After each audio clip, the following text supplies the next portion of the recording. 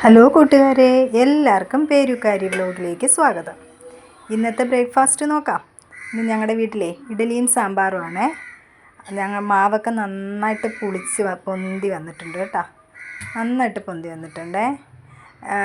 ഇന്ന് ഞാനൊരു സ്പെഷ്യൽ സാമ്പാറിൻ്റെ റെസിപ്പിയാണ് കാണിക്കുന്നത്.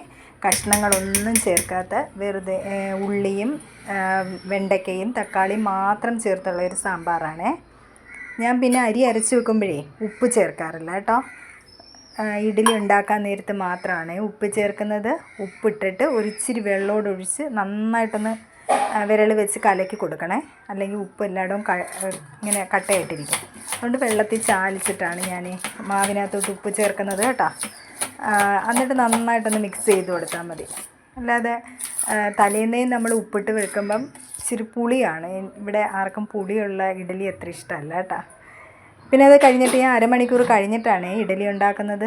അതിനകത്ത് ചോറ് വെച്ചുകൊണ്ടിരുന്നതായിരുന്നു. അത് ചോറ് വാർത്തിട്ടതിന് ശേഷമാണ് ഞാൻ ഇഡലി ഉണ്ടാക്കുന്നത് കേട്ടോ. അടുപ്പിലാണ് ഞാൻ ഇഡലി ഉണ്ടാക്കുന്നത് കേട്ടോ. ഞാൻ കഴിവതും എല്ലാം അങ്ങ് അടുപ്പിൽ വെക്കത്തേ ഉള്ളേ. ചോറ് വാർത്തിട്ട് അടുപ്പ് ഒഴിഞ്ഞപ്പം ഞാൻ അതിനകത്ത് അങ്ങ് ഇഡലി ഉണ്ടാക്കാൻ നോക്കി. ഇനി ഞാനെന്തെങ്കിൽ പിന്നെ സാമ്പാർ വെക്കുന്ന കാര്യം പറഞ്ഞില്ലേ, അത് നല്ല ടേസ്റ്റി ആയ ഒരു സാമ്പാറാണ് കേട്ടോ. കഷ്ണങ്ങളൊന്നും ഇല്ലാത്തപ്പോൾ നമുക്ക് പെട്ടെന്ന് ഉണ്ടാക്കിയെടുക്കാവുന്ന ഒരു സാമ്പാറിൻ്റെ റെസിപ്പിയാണ് കാണിക്കുന്നത് കേട്ടോ. ഞാൻ തട്ടിനകത്തോട്ടൊക്കെ ഇച്ചിരി വെളിച്ചെണ്ണ തുടച്ച് കൊടുക്കുകയാണേ, ഒട്ടിപ്പിടിക്കാതിരിക്കാൻ. നമ്മളെല്ലാവരും സാധാരണ ചെയ്യുന്നതാണ് അതൊക്കെ, അതുകൊണ്ട് പ്രത്യേകിച്ച് എടുത്ത് പറയേണ്ട കാര്യമൊന്നുമില്ല. മാവൊക്കെ കോരി ഒഴിച്ച് ഇഡലി അങ്ങ് സെറ്റ് ചെയ്യാമെന്ന് വിചാരിച്ച്. അവിടെ ഇച്ചിരി അങ്ങ് വീണേ തറയിൽ അതങ്ങ് തുടച്ച് മാറ്റിയ കൈയോടെ, അല്ലെങ്കിൽ അവിടെ എല്ലാം ആകും. അതുകൊണ്ട് ഞാൻ അതെല്ലാം തുടച്ച് വൃത്തിയാക്കിയിട്ട് ഇഡലിയെല്ലാം ഞാനങ്ങ് അടുപ്പിലോട്ട് വയ്ക്കുകയാണേ. നമ്മൾ പിന്നെ ഇഡലി ഒക്കെ നമ്മൾ അടുപ്പിൽ തന്നെ വെക്കുമ്പോഴേ ഒരു പ്രത്യേക ടേസ്റ്റ്, നന്നായിട്ട് പൊന്തി വരികയും ചെയ്യും കേട്ടോ.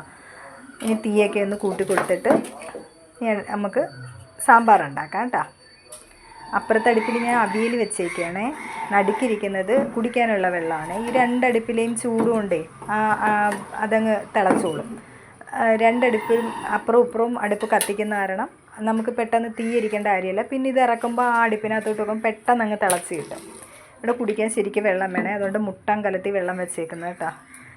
അപ്പം ചോറ് വെക്കുമ്പോൾ തന്നെ ഞാൻ അതിനകത്ത് മുകളിൽ അരിക്കലത്തിൻ്റെ മണ്ടയിൽ വെച്ചിട്ട് അങ്ങ് കുറേശ്ശെ വെള്ളം തിളപ്പിച്ചതി ഒഴിക്കും. ഇത് അവിയലാണേ. ഇന്ന് ഞങ്ങൾക്ക് അവിയലും മീൻകറിയും മോരുമാണ്. അതും അതിൻ്റെ കൂടെ അങ്ങ് ചെയ്യുകയാണ്. ഇനി സാമ്പാർ വെക്കാൻ പോവുകയാണേ. ഞാൻ അതിലും തുവരപ്പരിപ്പാണ് എടുക്കുന്നത് കേട്ടോ. ഒരു 2-3 സ്പൂൺ പരിപ്പിച്ചിരി തോനെ ഇടണം നമ്മൾ സാമ്പാറിൽ, എന്നാലേ സാമ്പാറിനൊരു ടേസ്റ്റ് കാണത്തുള്ളേ.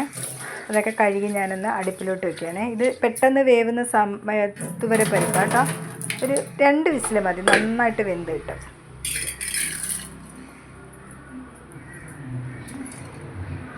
സാമ്പാർ ഞാൻ ഗ്യാസിനകത്താണ് വെക്കുന്നത് കേട്ടോ. അടുപ്പ് ഒഴിയാത്ത കാരണം സാമ്പാർ ഞാനങ്ങ് ഗ്യാസിനകത്ത് ഇട്ടു. ഇന്ന് മുതൽ മോൾക്ക് സ്കൂളിൽ പഠിത്തം തുടങ്ങുകയാണേ, TKM-ൽ. അത് കാരണം അവൾ വരുമ്പോഴത്തേക്ക്, അവൾ ട്യൂഷന് പോയേക്കുക, 6:30-ക്ക് ട്യൂഷന് പോയേക്കുക, 8:30 ആകുമ്പോഴത്തേക്ക് വരും.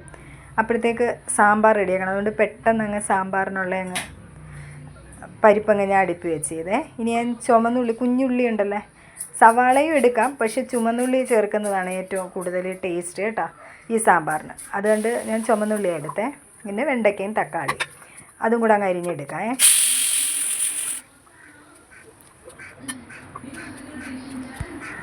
വേറെ വെജിറ്റബിളൊന്നും ഇല്ലെങ്കിലും നമുക്കൊരു തട്ടിക്കൂട്ട് സാമ്പാർ നല്ല ടേസ്റ്റാണ് പക്ഷേ കേട്ടോ. ഈ സാമ്പാറിന് പെട്ടെന്ന് ഉണ്ടാക്കിയെടുക്കുകയും ചെയ്യാം. ഒരു പരിപ്പ് വേണ്ട താമസമേ ഉള്ളൂ, പെട്ടെന്ന് അങ്ങ് സാമ്പാറാണ്. ഞാൻ ഈ കുക്കറിൽ നിന്ന് ഈ പരിപ്പിനും ഒഴിച്ചു മാറ്റുന്നതേ, ഇനി വേറെ പാത്രം എടുത്താൽ അതും കഴുകണ്ടേ. അത് കാരണം ഞാൻ ഈ കുക്കറിൽ തന്നെ അങ്ങ് സാമ്പാർ വെക്കാമെന്ന് വിചാരിച്ചു കേട്ടോ. പരിപ്പിഞ്ഞ് മാറ്റിയിട്ട് അത് കഴുകി അതിനകത്തോട്ടങ്ങ് സാമ്പാർ വെക്കാൻ. അപ്പോഴത്തേക്ക് ഇഡലി വെന്തിട്ടുണ്ട് കേട്ടോ. കണ്ടാ, നല്ല പൊന്തി നല്ല പഞ്ഞി പോലുള്ള ഇഡലിയാണ് കേട്ടോ.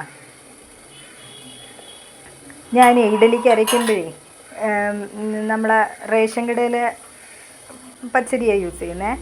അതിൻ്റെ കൂടെ തന്നെ റേഷൻ കടയിലെ പുഴുക്കലരി ഉണ്ടല്ലേ, അതും പപ്പാതിയാണ് എടുക്കുന്നത്. അത് ഞാൻ പൊടിപ്പിച്ച് വെച്ചിട്ടുണ്ട്. അത് ചേർത്താണ് ഞാൻ ആട്ടിയെടുക്കുന്നത്.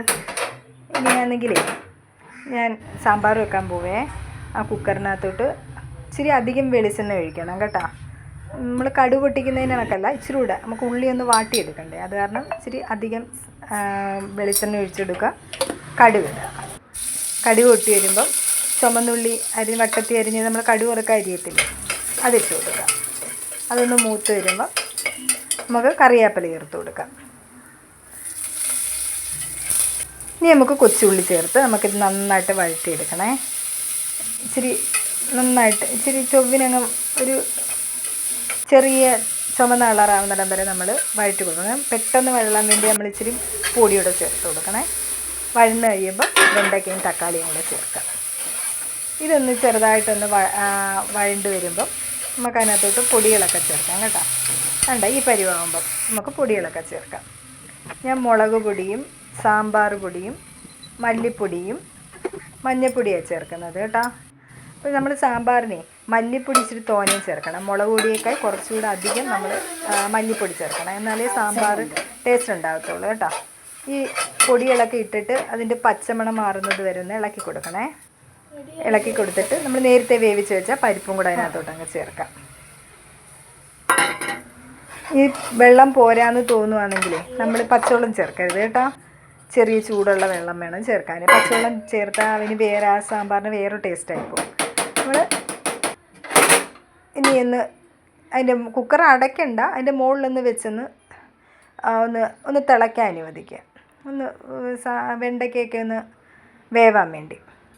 ഇഡലി ഒന്ന് തണുത്തിട്ടുണ്ട്, അപ്പോൾ ഞാൻ വെച്ച് ഇഡലി അങ്ങ് ഇളക്കിയിട്ട് വെക്കാമേ. ഇനി അതിനകത്തോട്ടെ നമുക്ക് ഇച്ചിരി പുളിയും കായവും ചേർക്കാനുണ്ട്. ഇത് ഞാനെന്തെങ്കിൽ വെള്ളത്തിൽ ഇട്ട് വെച്ചിരിക്കുന്നത്, അത് ഞാൻ അതിനകത്തുനിന്ന് വെള്ളം എടുത്താണ് ചേർക്കുന്നത്. ഇനി കായ അവസാനം ചേർത്താൽ മതി കേട്ടോ. കായ അവസാനം ചേർക്കുന്നതെന്ന് വെച്ചാൽ അതിൻ്റെ മണം അങ്ങ് പോവാതിരിക്കാനേ സാമ്പാറിൻ്റെ അവസാനം കായം ചേർക്കുന്നത്. പൊടിയായിട്ടുള്ള കായവും ചേർക്കാം കേട്ടോ. കണ്ടോ, എല്ലാവർക്കും ഇഷ്ടപ്പെട്ട എൻ്റെ ഇഡ്ഡലിയും സാമ്പാറും. എല്ലാവരും എൻ്റെ ചാനലൊന്ന് കണ്ട് സബ്സ്ക്രൈബ് ചെയ്ത് സപ്പോർട്ട് ചെയ്യണേ. ലൈക്ക് ചെയ്യുകയും ഷെയർ ചെയ്യുകയും കമൻറ്റ് ചെയ്യുകയും ചെയ്യണം കേട്ടോ. Thank you.